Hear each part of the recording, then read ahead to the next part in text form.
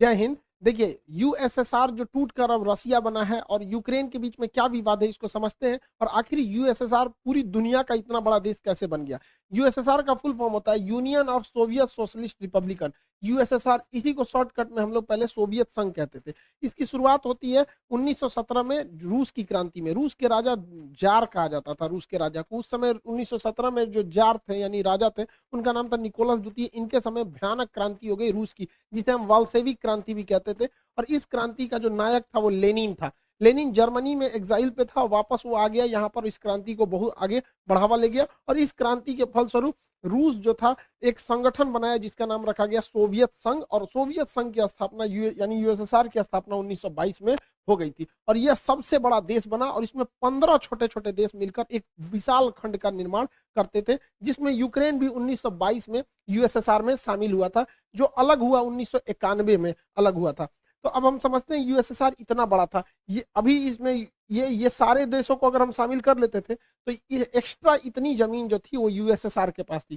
टूटने के बाद, ये 15 देश टूटने के बाद भी 70% एरिया बच गया रूस के पास। यूएसएसआर ज्यादा समय तक नहीं चल पाया था और रूस 15 देशों में टूट गया। Kazakhstan, Kyrgyzstan, Tajikistan, Turkmenistan, Uzbekistan, Georgia, Armenia, Azerbaijan, Estonia, Latvia, Lithuania, Ukraine, Moldova, Belarus और रूस। 15 देश टूट गया, 15 हो गया, अब गिनते रहिएगा। यहीं से टूटा यूक्रेन। 15 देशों में एक यूक्रेन भी था जो इसमें से अलग हो गया था। 1991 से 2014 तक यूक्रेन में सब कुछ ठीक चल रहा था। जब 1991 में यूक्रेन अलग हुआ था और वहां से लेके 2014 तक में सब ठीक ठाक चल रहा था। 14 में क्या हुआ, यहाँ के एक जो राष्ट्रपति थे उनका नाम था पेट्रो यानुकोविच। ये जो थे ये रूस के समर्थक थे। रूस कह रहा था कि तुम यूक्रेन को यूरोपीय यूनियन में शामिल मत करो, क्योंकि अमेरिका की एक चाल है, इन यूरोपीय यूनियन में शामिल करता है उसके बाद उनको नाटो का सदस्य बना लेता है। नाटो के जितने देश हैं वो किसी भी देश को मिलकर मारते हैं। अब उसमें सारे खतरनाक खतरनाक देश है, जैसे उसमें इंडिया, चाइना, जापान, पाकिस्तान इस साइड वाले नहीं है, ज्यादातर यूरोप और अमेरिका वाले। उसमें फ्रांस भी आ जाता है, ब्रिटेन भी आ जाता है, अमेरिका, इटली, ये सब आ जाते हैं। तो यूरोपीय यूनियन में रूस ने मना किया यूक्रेन को जाने के लिए। हालांकि पेट्रो जो थे रूस के समर्थक थे, लेकिन जनता चाहती थी वो यूरोपीय यूनियन में जाए। ये लास्ट मोमेंट पर पेट्रो ने अपना डिसीजन बदला, जिस वजह से यूरोपीय यूनियन में शामिल कराने वाली जनता जो थी वो यूक्रेन के राष्ट्रपति का विरोध कर दी, जिस वजह से ये 2014 में भाग के यूक्रेन में चले गए, रूस में चले गए। और यहाँ एक सरकार आई जो इसे यूरोपीय यूनियन में शामिल कराने के लिए हामी भर दी, जिससे रूस नाराज होकर यूक्रेन का निचला भाग क्रीमिया अपने हमला करके ले लिया। इससे फायदा क्या हुआ रूस को कि ये एजोव सागर पर कंप्लीट कब्जा हो गया रूस का, अपनी नौसेना से कब्जा कर लिया क्रीमिया का। क्रीमिया पर कब्जा जब हुआ 2014 में तो पूरी दुनिया देखते रह गई, किसी ने कुछ भी नहीं किया रूस के खिलाफ, और इस क्रीमिया द्वीप पर कब्जा हो गया। और नीचे जो काला सागर है, क्रीमिया के नीचे जो सागर है काला सागर, यहाँ पर इजिली रूस का वर्चस्व स्थापित हो गया। उस समय भी पश्चिमी देश रूस पर प्रतिबंध लगा रहे थे और दुनिया के जो 8 शक्तिशाली अर्थव्यवस्था वाले देश हैं जिन्हें G8 कहा जाता है, नक्शा से देखेंगे तो आराम से याद हो जाएगा। बीच में 4 देश याद रखिएगा, ब्रिटेन, फ्रांस, जर्मनी, इटली, ये याद रहेंगे। Britain, France, Germany, Italy. Europe में यही 4 फेमस देश है, ब्रिटेन, फ्रांस, जर्मनी, इटली। 2 ऐसे हो, 4 ऐसे हो गया, 2 इधर से रूस, जापान, और 2 इधर से कनाडा और अमेरिका। कनाडा, अमेरिका, रूस, जापान, और बीच में जर्मनी, यहाँ पे इटली, ब्रिटेन, फ्रांस, ये 8 देश थे G8। इसमें से 2014 में रूस को बाहर निकाल दिया सब, तो G8 जो था वो बच गया G7। तो G8 अब नहीं रहा, क्रीमिया की वजह से ही, यूक्रेन की वजह से ही ये मामला अभी आपको समझ में आ रहा होगा कि ऐसा विवाद हो रहा है। ये चलते आ रहा है, 2014 से ही चलते आ रहा है। तो वो हो गया G7 हो गया, जिसमें से रूस को बाहर निकाल दिया। उसके बाद 2015 में मिन्स्क एग्रीमेंट साइन किया गया। इस एग्रीमेंट में यूक्रेन ने कहा कि भैया हम लोग अब लड़ाई झगड़ा नहीं करेंगे। यूक्रेन भी ध्यान रखेगा कि यूरोप तथा अमेरिका का प्रभाव यूरोप में बढ़ने न दे। लेकिन सब गड़बड़ कब हो गया, जब यूक्रेन ने 2017 में कहा कि वो नाटो ज्वाइन करना चाहता है। नाटो का फुल फॉर्म होता है नॉर्थ अटलांटिक ट्रीटी ऑर्गेनाइजेशन। इसका स्थापना 1949 में हुआ था। वर्तमान में इसमें 30 देश आ गए हैं और ये 30 शक्तिशाली, कनाडा है, America, Britain, France, Italy, Germany, ये जितने खतरनाक देश हैं सब है। और ये मेनली रूस को काउंटर करने के लिए। और इस नाटो का आर्टिकल संख्या 5 कहता है कि नाटो के 30 देश किसी को मारे कोई दिक्कत नहीं है, लेकिन इन 30 में से किसी एक को अगर कोई दूसरा देश मारेगा तो 30 मिल के मारेंगे। अब बताइए, यूक्रेन अगर नाटो का सदस्य बन जाएगा तो नाटो के नियम के अनुसार जो भी नाटो का सदस्य है वहां किसी भी देश की सेना आपस में वहां जा सकती है। तो यूक्रेन जिस दिन नाटो का सदस्य बनेगा, अमेरिका की सेना यूक्रेन में भी आ सकती है। अब बताइए कोई देश कैसे बर्दाश्त कर सकता है कि उसका पड़ोसी देश जो उसी से टूटा हुआ है और उसके सीधाने ले आके दुश्मन को बैठाए, और एक दूगो नहीं पूरा ग्रुप के दुश्मनों को बैठाए। अब अमेरिका यहाँ आएगा, अमेरिका एक को गोली चलाया और रूस भी चलाएगा, तो हो गया नाटो के आर्टिकल 5 का उल्लंघन। अब पूरे 30 मिलकर मारेंगे, तो अमेरिका यहाँ आके बैठ जाएगा और कमजोर स्थिति का जब फायदा उठा के उस पर हमला कर देगा और पूरा सेना का जमावड़ा लगा देगा। यही है मेन विवाद का जड़। इसमें यूक्रेन कुछ भी नहीं है, सारा विवाद फैलाया है अमेरिका और नाटो ने। बेचारा भुगत रहा है यूक्रेन। यूक्रेन को भी समझना चाहिए कि आप तब तक ही पैर फैलाइए जब तक दूसरे को तकलीफ नहीं हो। कोई भी देश अपनी राष्ट्रीय सुरक्षा को ध्यान में रखता है, ये जरूरी है। अब देखिए नाटो में इतने देश हैं, ये जितने रेड कलर के हैं सब नाटो के देश। अब आप ही बताइए, यहाँ पर रूस है, रूस के सिधाने इतने दुश्मन देश है। रूस अगर इनमें से किसी एक को मारेगा ना तो ये सब मिलके मारेंगे, तो रूस को तो पूरी तरह से बर्बाद करने का प्लान है नाटो वालों का। यूक्रेन को सबक सिखाने के लिए रूस ने क्या किया, एक तो 2014 में क्रीमिया को हड़प लिया। क्रीमिया पे हड़पने के कारण ये एजोव सागर पूरी तरह से रूस के कब्जा में आ गया। इसके बाद यहाँ डोनस तथा लुहांस, ये दो शहरों को, दो जगहों को विद्रोहियों को खड़ा किया और अपने सैनिकों को यहाँ भेज दिया। और वो सैनिक जो थे वो सादी वर्दी में थे और विद्रोह कर दिए और कहें, और रूस ने इसको मान्यता दे दिया कि ये अलग देश है और इन अलग देश है, और यहाँ अपनी पूरी तरह सेना उतार दिया। इसमें पूरी तरह रूस की सेना आ गई, यहाँ रूस की सेना पहले से थी। रूस बहुत ही सावधानी से चल रहा था। ये ऊपर का देश है बेलारूस, यहाँ रूस अपनी पूरी सेना भरे हुए हैं ताकि इधर से हमला करना होगा तो कर ही देगा। ये रूस है, इधर से हमला आराम से कर देगा। और यहाँ से तो रूस घुस ही चुका है, क्रीमिया में पहले से कब्जा किया था, ये नौसेना लगा के यहाँ से चल जाएगा, चौतरफा हमला कर देगा यूक्रेन के ऊपर रूस। यूक्रेन को ये समझना चाहिए, आने वाले खतरों को भापना चाहिए। दूसरे के दम पर आप किसी ऐसे आदमी से आप खतरा नहीं मोल सकते हैं। अब ये लोग क्या कर सकते हैं, तो ये अमेरिका कह रहा है कि प्रतिबंध लगाएंगे, नाटो का धमकी दे रहा है इसको। भैया नाटो का अगर सदस्य बन जाएगा यूक्रेन तब तो बवाल हो जाएगा वहां पर। यहाँ दो एरिया जो है उस पर रूस ने स्वतंत्र देश घोषित कर दिया, लुहांस और डोनेस्क, इसे डोनबास रीजन भी कहा जाता है। अब इस पे इजीली रूस क्या करेगा, यहां से हमला कर देगा। अब आप कहेंगे यूएनओ ने क्यों कुछ नहीं किया, तो यूएनओ को अमेरिका ने खुद एक ऐसा कठपुतली बनाया है कि अमेरिका यूएनओ का यूज करके किसी भी देश पर हमला कर सकता है। आज उसी का फायदा रूस उठा लिया। कैसे उठाया समझिए ध्यान से। यूएनओ का एक नियम है आर्टिकल नंबर 7। आर्टिकल 7 कहता है कि कोई देश किसी दूसरे देश पर हमला नहीं कर सकता है, लेकिन अगर कोई देश से कोई छोटा सा राज्य टूटकर अलग होना चाहता है तो उसे स्वतंत्रता है, और अगर वह देश उस पर अत्याचार कर रहा है तो पड़ोसी उस पर मदद के लिए जा सकता है। नहीं समझे, अब समझिए कैसे होता है। ये रूस ने इन दो देशों को मान्यता दे दिया कि ये अलग देश है, अलग देश है। और आर्टिकल 7 यूएनओ का कहता है कि किसी भी देश की मदद के लिए दूसरा देश आ सकता है। तो यहाँ पर स्वतंत्र देश की मान्यता दे दिया, यहाँ किसी को प्रधानमंत्री राष्ट्रपति बैठा दिया और उसने लेटर लिख दिया किसको, रूस के राष्ट्रपति को, कि हमें सैन्य मदद दीजिए, और इसके सैन्य मदद के आधार पर इस पे हमला कर दिया यहाँ पर, और कह रहा है ये स्पेशल मिलिट्री ऑपरेशन है। युद्ध है नहीं, ये स्पेशल मिलिट्री ऑपरेशन है। यही तो किए थे अमेरिका ने अफगानिस्तान में, यही तो अमेरिका ने किया था इराक में, यही तो अमेरिका ने माली में किया, यही अमेरिका ने सीरिया में किया, यही अमेरिका ने लीबिया में किया, यही अमेरिका मिस्र में किया था, यही अमेरिका वियतनाम में किया था, यही अमेरिका कोरिया में किया था। तो जब अमेरिका करेगा तो गलत नहीं है, रूस कर दिया तो गलत है। यहाँ पर आर्टिकल 17 यूएनओ में कोई भी चीज बर्बाद, यूएनओ क्या कर पाएगा। एंटोनियो गुटेरेस फिलिस्तीन पिटाता है, क्या कर लेते हैं, कुछ नहीं। कश्मीर का मुद्दा आज तक अटका हुआ है, क्या कर लिया इन लोगों ने। तालिबानी जब अफगानिस्तान में आतंक मचा रहे थे, क्या कर लिया इन लोगों ने। ये कुछ भी नहीं है, यूएनओ मतलब कुछ नहीं, तमाशा है। अमेरिकी खुफिया एजेंसी सीआईए कह रही थी कि 16 फरवरी को सुबह 5 बजे रूस यूक्रेन पर हमला कर देगा। अरे बैल है ये रूस, जब तो बता के हमला करेगा। उस दिन हमला करना भी रहता तो नहीं करता, पहले से पता। तो रूस ने क्या किया, उस दिन पीछे हट गया। पीछे भाई समुद्र की लहरें अगर पीछे हटती हैं तो सुनामी की पहचान होती है। गधों को लगता है कि पीछे जा रहा है वहां पे। देखिए इसमें क्या था कि चीन का रूस से काफी अच्छा संबंध है। रूस चीन के बुलावे पे गया था वहां ओलंपिक के उद्घाटन पे, और जाते ये कह दिया कि ताइवान चीन का भाग है। तो सोच सकते हैं रूस और चाइना में कितना अच्छा संबंध है। रूस से चाइना ने कहा था कि ओलंपिक हो जाने दो, विंटर ओलंपिक। तो बीजिंग विंटर ओलंपिक 20 फरवरी को खत्म हो गया, इस दिन लास्ट हो गया। और 21 फरवरी को व्लादिमीर पुतिन ने यूक्रेन में 2 स्वतंत्र देशों की घोषणा कर दी। अब समझिए ये स्वतंत्र देश की घोषणा क्यों की गई है, ताकि यूएनओ का आर्टिकल 7 का प्रयोग किया जा सके। और 23 तारीख को उन स्वतंत्र देशों ने लेटर लिख दिया पुतिन को कि हमें सेना की मदद किया जाए, और 23 तारीख को पुतिन ने क्या कर दिया, सेना से हमला कर दिया। ये युद्ध है ही नहीं, स्पेशल मिलिट्री ऑपरेशन है। किसके वजह से, यूएनओ के आर्टिकल 7 की वजह से। इस हिसाब से हम लोग भी पाकिस्तान में हमला कर सकते हैं। किस तरह से? वहां पर जो बलूचिस्तान है वहां के लोग अगर लिख के दे देते हैं कि हमारी मदद कीजिए, तो हम लोग भी मार सकते हैं। आज यूएनओ क्या कहता है? जिसकी लाठी उसकी भैंस। इसी हिसाब से यूएनओ चल रहा है यहाँ पर।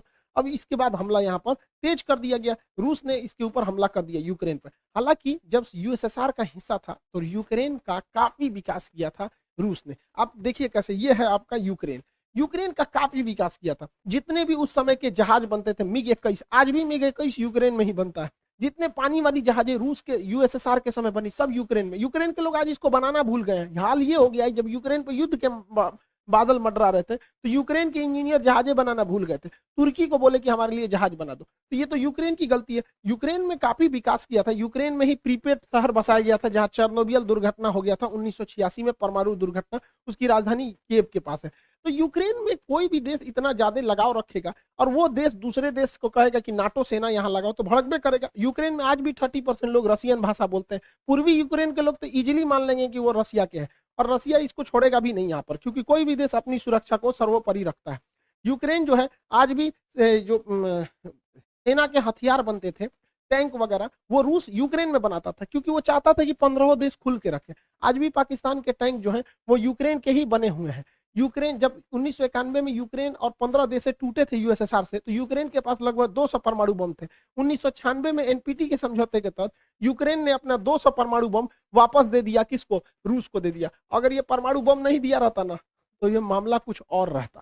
समझ गए? तो ये परमाणु बम कितने शक्तिशाली है, कोई भी परमाणु संपन्न देश पर हमला नहीं करता है। सारा मामला 2014 से गड़बड़ाया था, जब नाटो और यूरोपीय यूनियन ने एंट्री किया था। देखिए, रूस की अर्थव्यवस्था का मेन स्रोत जो है वो गैस और पेट्रोलियम है। वो गैस की सप्लाई करता है। अब गैस सप्लाई पाइपलाइन से होती है, छोटे छोटे सिलेंडरों में नहीं होती है, और वो पाइपलाइन यूक्रेन के होते हुए यूरोप में जाती है। इससे अब क्या है कि देखिए, ये यूक्रेन का नक्शा, इसमें इतनी सारे पाइपलाइन जा रही हैं। अब यूक्रेन ने 2014 में नाटो के दबाव में आके कहा कि तुम अगर इधर से पाइपलाइन ले जाओगे तो हमको सालाना $33 बिलियन पैसा दो। तो रूस ने कहा ठीक है, दे देंगे। तो ससुरा $33 बिलियन तुम पैसों वो लोगे और नाटो में शामिल भी हो जाओगे, यूरोपीय यूनियन में शामिल भी हो जाओगे, और रूस से संबंधों नहीं रखोगे। तो हमारे यहाँ कहावत कहा जाता है ना, पानी में उतर के मगरमच्छ से बैर कीजिएगा तो मर के आइएगा। इसी बीच मेरा चचवा पहुंच गया रूस में। अब बताइए, बेशर्मी की हद होती है कि रूस युद्ध के मुहाने पे खड़ा है और ये जाके 10,000 करोड़ रुपया कर्जा मांग रहा था कि हमारे यहाँ पाइपलाइन बिछाना है, बिछा दीजिए। रूस भगा दिया इसको। जैसे ये कहा कि हमको 10,000 करोड़ रुपया मदद चाहिए, उसी समय रूस ने यूक्रेन पे हमला कर दिया। अब बताइए, कोई गधा भी मतलब इतना बड़ा ये प्रधानमंत्री होके गलती किया जितना हमारा कोई विद्यार्थी गलती नहीं करेगा।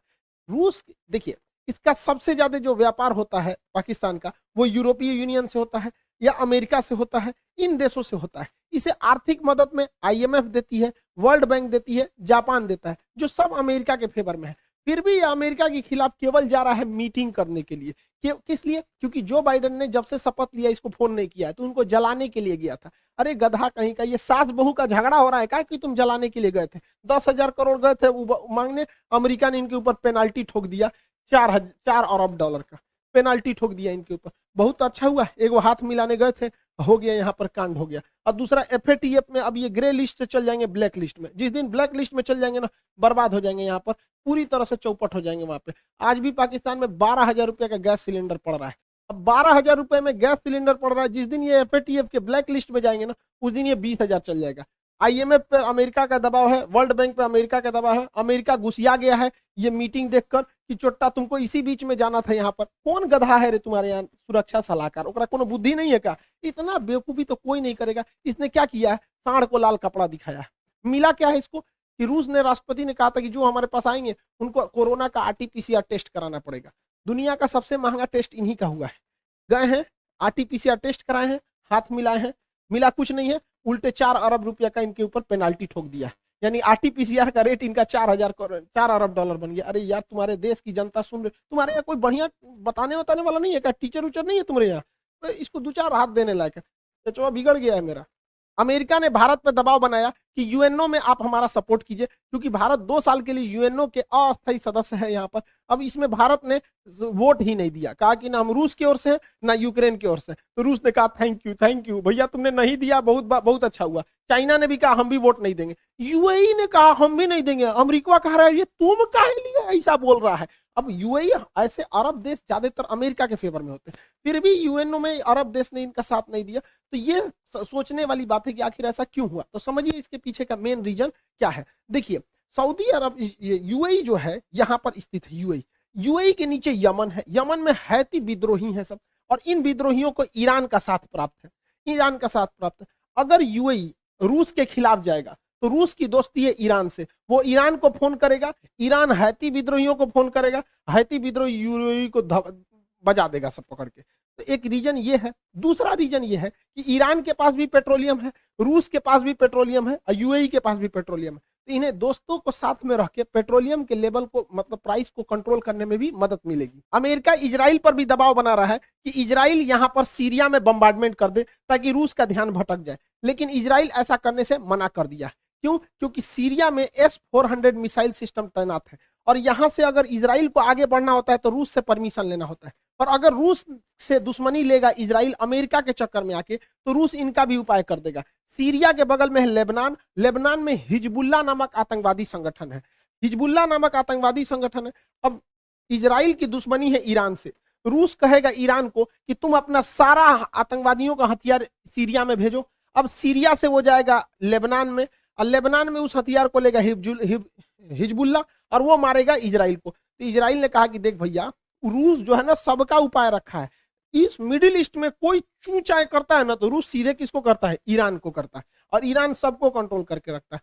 हालांकि यूक्रेन के जो प्रेसिडेंट है जेलेंस्की, वो भी ज्यूज यानी यहूदी हैं, और इजराइल भी यहूदी है। अब ये उसका मदद नहीं कर रहा, क्योंकि भैया देश सर्वोपरि होता है, अपने देश को काहे लिए हम रिस्क में डालेंगे, हर देश में यहाँ पे। अब ये यूक्रेन का बड़बोलापन था जो ईयू तक तो सीमित था, लेकिन नाटो में गए, अब लड़िए यहाँ पर। अब यूक्रेन को तो छोड़ेगा नहीं रूस, जो फाइनल है। अब वहाँ के लोगों को सफर करना पड़ता है, वहाँ के लोग काफी बहादुरी से लड़ रहे हैं। हम उनके लोगों की भावना इज्जत करते हैं, उनकी भावनाओं का, उनके सैनिकों को सल्यूट करते हैं जो इतनी बहादुरी से लड़े वहाँ पर, आखिरी सांस तक उनके सैनिक लड़े। वहाँ पे जो आम नागरिक है वो भी अपने देश के लिए लड़ रहा है ये, और जो बेचारे बूढ़े हैं, बच्चे हैं, वो मेट्रो में या कहीं शेल्टर होम में जाके रह रहे हैं। लेकिन देश के नागरिकों को भी सोचना चाहिए, किसी देश को इतना टॉर्चर मत करो। रूस को अपनी सुरक्षा चिंताओं को ध्यान में रखना पड़ेगा।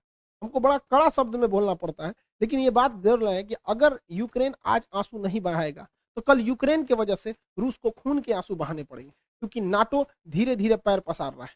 15 देशों को तोड़ दिया नाटो ने, और उसके बाद उन 15 देशों में से सारे देशों को अपने में मिलाते आ रहा है। नाटो की जरूरत क्या है? आप 15-30 देश मिलके किसी को मारेंगे यहाँ पर। तो यूक्रेन के लोगों को इसका खामियाजा भुगतना पड़ेगा। लेकिन क्या होता है कि देश, हर इंसान को अपना देश प्यारा होता है। देश तो बहुत बड़ी चीज होती है। इंसान जिस कमरे में सोता है, बेड के जिस कोने पे सोता है, इंसान को वही कोना पसंद आता है। आप भी अपने कमरे में बेड पे किसी खास कोना पे सोते होंगे, आपको वही नींद आएगा। हर इंसान की मेंटेलिटी होती है। लेकिन ये सोचना चाहिए कि हमारी देश की नीतियां कहाँ सही जा रही हैं। कई बार हमें कड़वे घोंट पीने पड़ते हैं, तो ये चीजें होती है। कई बार देश को ऐसा लगता है कि नहीं अभी हमला कर देना चाहिए, लेकिन उसको सोच समझ के करना चाहिए। हमारे ऊपर भी हमले हुए थे 26/11 जब ताज होटल पे हमला हुआ था, हम लोग भी चाहते तो पाकिस्तान पे हमला कर देते। पुलवामा हुआ था, संसद पर हमला हुआ था, कारगिल पर हुआ था, हम लोग भी चाहते तो इस्लामाबाद पे घुस जाते, लेकिन उस वजह से हमारी देश की अर्थव्यवस्था नहीं बढ़ी। अब क्या है, धीरे धीरे हमारी अर्थव्यवस्था बढ़ रही है, धीरे धीरे पाकिस्तान खुद ही बर्बाद हो जाएगा। तो ये यूक्रेन के लोगों को सोचना चाहिए कि ऐसा ना करे कि रूस जैसे देश से, इतने बड़े देश से दुश्मनी ले ले। अभी रूस का पूरा फुल प्लान क्या है, वो वायुसेना से भी हमला कर रहा है, थल सेना से भी कर रहा है, नौसेना से भी कर रहा है। वो चारों ओर से घेर चुका है यूक्रेन को, और कोई मदद के लिए नहीं आया। ये दुनिया के लिए भी एक लेसन है कि जब तक अपने पैर पर नहीं खड़े रहेंगे तब तक कोई मदद करने के लिए नहीं आएगा। कोई आएगा कैसे मदद करने के लिए आपके ऊपर? आपकी खुद की परछाई भी ना अंधेरे में आपका साथ छोड़ देती है, तो दूसरे से क्या उम्मीद कर रहे हैं? मुसीबत पड़ने पर हर इंसान साथ छोड़ देती है, जब अंधेरे में परछाई ने छोड़ दिया तो। व्लादिमीर पुतिन का सीधा सा डिमांड है कि रूस, ये यूक्रेन और नाटो लिखित दें कि वो कभी भी यूक्रेन को नाटो में शामिल नहीं करेंगे। रूस का दूसरा डिमांड है कि जो एस्टोनिया, लातविया, लिथुआनिया, जो एकदम इसकी राजधानी के पास नाटो सेना आके बैठी हुई है, इन्हें वापस विड्रॉल करें। अमेरिका ने यूरोप में जो परमाणु बम रखे हैं, इसे वापस ले जाए। ये व्लादिमीर पुतिन का है। हालांकि पुतिन का आंतरिक विरोध भी हो रहा है देश में, लेकिन इसे दबाने के लिए पुतिन काफी बेहतरीन ढंग से वेल ट्रेंड है। पुतिन का पूरा प्लान क्या है? वो यूक्रेन को इस एरिया से काट देंगे। इस एरिया से काट दिए, वो ऑलरेडी काट चुके हैं, इसमें तो कुछ सोचना ही नहीं। क्रीमिया में वही काट चुके हैं। अब ये है एक देश है जिसका नाम है मोल्डोवा। व्लादिमीर पुतिन क्या किए, बहुत पहले से प्लानिंग के तहत मोल्डोवा के इस क्षेत्र को विद्रोहियों द्वारा आजाद करा दिए हैं। इधर विद्रोही क्षेत्र है, ट्रांसनिस्ट्रिया नामक इस देश को बना दिए हैं यहाँ पर। अब उनका फुल प्लान है कि यहां से यहां ये एरिया को काट देंगे यूक्रेन का, जिससे यूक्रेन धीरे धीरे एक लैंड लॉक कंट्री हो जाएगा और ये पूरी तरह से लैंड लॉक हो जाएगा, नीचे से कोई मतलब ही नहीं बनेगा यहाँ पे, ताकि इसकी नौसेना इधर, अक्सर नाटो की नौसेना इधर आ जाती थी। अब इनको खामियाजा भुगतना पड़ेगा। क्यू में उसकी सेना घुस चुकी है, रूस की सेना चारों ओर से घुस चुकी है। अब ये वेट एंड वॉच करेंगे लोग, जल्दी से जल्दी जोनेस्की जो है वहां पे वो सरेंडर कर दे। और रूस की सेना बहुत शक्तिशाली है, कई देश मदद के लिए आए हैं, लेकिन इससे बहुत कुछ नहीं हो पाएगा। लेकिन रूस के लिए भी है, जितने देर होगा युद्ध में उतने रूस के लिए समस्याएं बढ़ेंगी, उसके ऊपर सैंक्शन जो है वो और ज्यादा लगते जाएंगे। भारत पे भी इसका असर पड़ेगा, जो गैस है उसके रेट बढ़ेंगे, पेट्रोलियम फिर 110 105 के पास चला जाएगा, क्योंकि वो ऑलरेडी बढ़ने वाले हैं।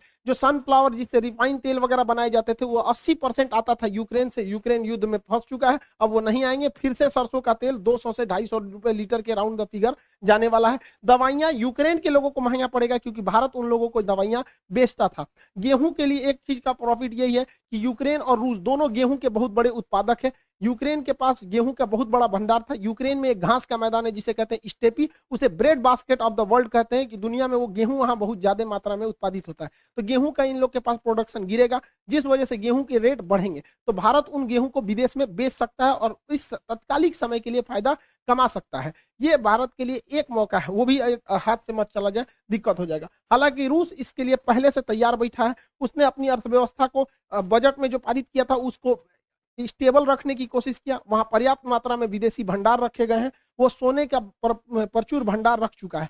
अमेरिका ने उसके ऊपर सबसे खतरनाक प्रतिबंध लगाया है, स्विफ्ट बैन लगा दिया है। देखिए, दो तरह के बैंकिंग में कोड होते हैं। अगर आप देश के अंदर ही पैसा भेजना चाहते हैं तो आपको आईएफएससी कोड लगते हैं। आप अगर ध्यान देंगे होंगे, बैंक में कभी भी पैसा ट्रांसफर किए होंगे तो आईएफएससी कोड लगा होगा। अगर आपको आईएफएससी कोड नहीं पता है, बैंक से ट्रांसफर पैसा नहीं होगा।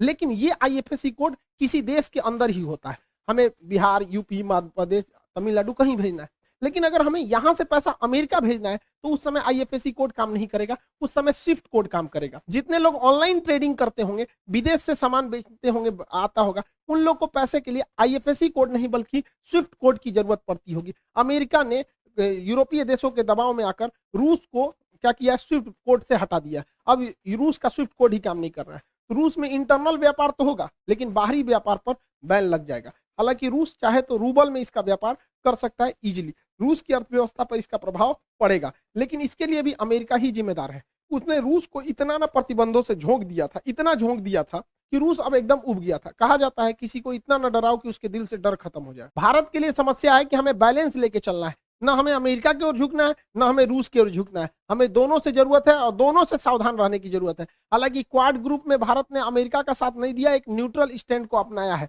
यूएनओ में भी भारत ने एब्सटेन करके, मत ना डाल के, वो भी एक तरह के न्यूट्रल स्टैंड को अपनाया है। G20 में भी भारत बहुत कुछ नहीं कहने वाला है रूस के खिलाफ। हमें बैलेंस लेके चलना है, अमेरिका के कहने पे हम लोग को नहीं आना है, क्योंकि अगर हम अमेरिका के कहने पे चले आएंगे तो रूस हम चाइना के फेवर में चला जाएगा, क्योंकि वो भी देखेगा कि भैया आप अमेरिका के गुण गा रहे हो तो वो किसके पे गुण गाने लगेगा, चाइना का। और ये चाइना यही चाह ही रहा है, क्योंकि उधर यूक्रेन को कब्जा कर लेगा, यूक्रेन ले गया रूस, अब ताइवान लेके चला जाएगा चाइना, इसके बाद स्प्रेटले द्वीप लेगा, इसके बाद पैरासेल आइलैंड लेगा। ये चाइना के लिए प्लस पॉइंट होगा। अतः चाइना को रोकने के लिए हमें रूस के साथ रखना जरूरी है, साथ साथ अमेरिका का भी साथ देके चलना जरूरी है। तो हमें काफी मतलब बीच बचाव लेकर चलना चाहिए। सबका कारण है नाटो और अमेरिका के चक्कर में पूरी दुनिया आज सफर कर रही है। हमारे देश का सेंसेक्स नीचे गिर गया, 10 लाख करोड़ रुपए जो हमारे सेंसेक्स है, 5% सेंसेक्स नीचे चला गया हमारा शेयर मार्केट, यानी लगभग 2000 अंकों की गिरावट देखी गई है,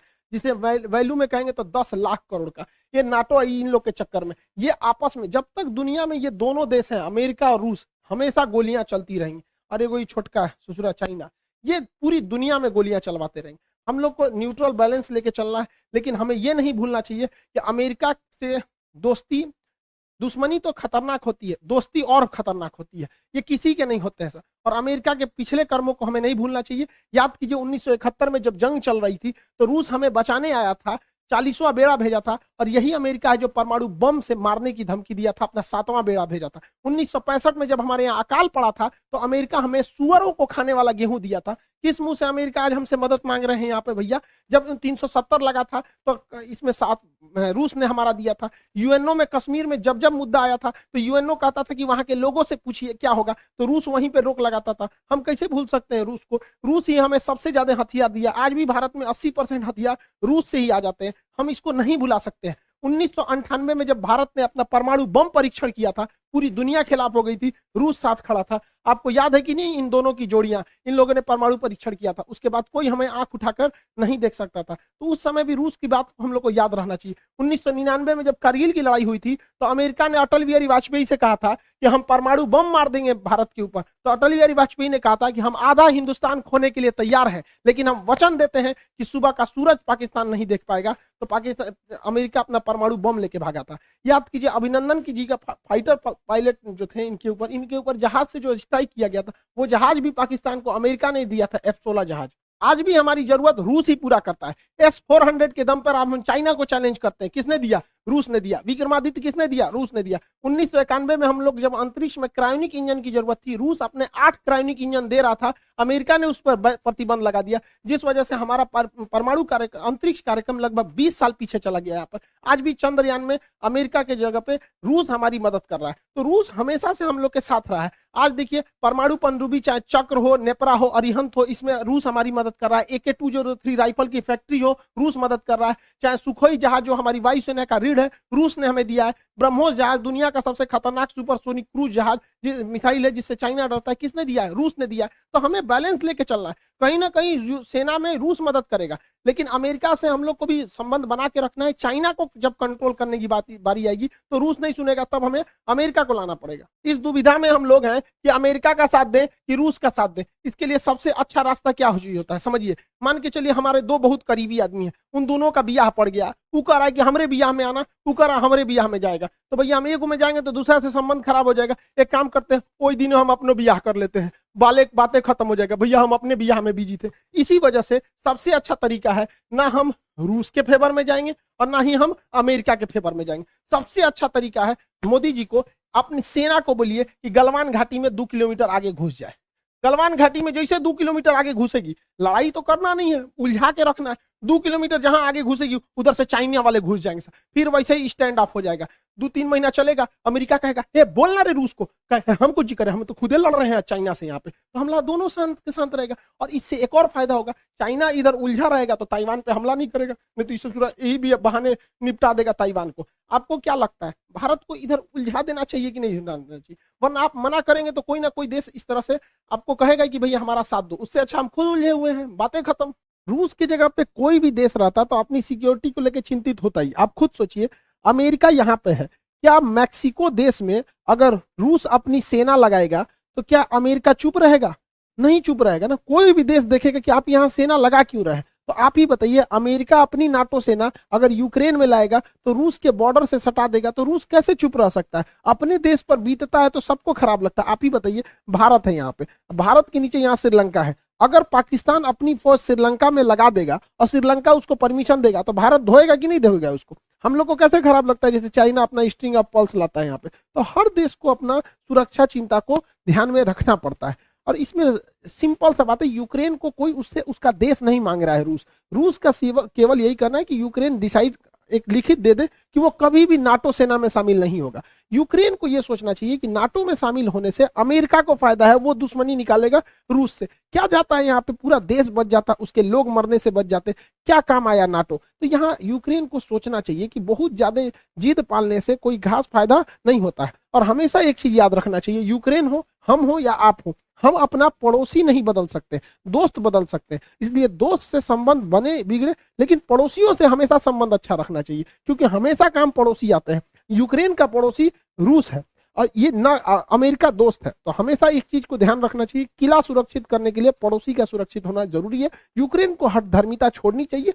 आप यूरोपीय यूनियन में शामिल हो जाए, नाटो जैसे सैन्य संगठन में नहीं शामिल होना चाहिए। क्या ये फिनलैंड बेवकूफ था, स्वीडन बेवकूफ है जो इन लोगों ने नाटो की सदस्यता नहीं लिया? यूक्रेन, रूस ने धमकी दिया फिनलैंड ले लेगा तो तोड़ो छोड़ देंगे। क्या कर लेंगे लोग ये रूस का? दूसरा, बीपीएससी का जो प्रैक्टिस सेट है बाबू वो आ चुका है, बीपीएससी और एनटीपीसी रेलवे जितना चीज है इसका प्रैक्टिस सेट है, इसको प्रैक्टिस करते रहेंगे। आपके एग्जाम में जो मेरिट से छटते हैं लोग, वो लोग इस वजह से नहीं छटेंगे। और इकोनॉमिक्स के बैच बहुत देर से अटके हुए थे, अब वो 3 जनवरी से इकोनॉमिक्स का बैच आ जाएगा।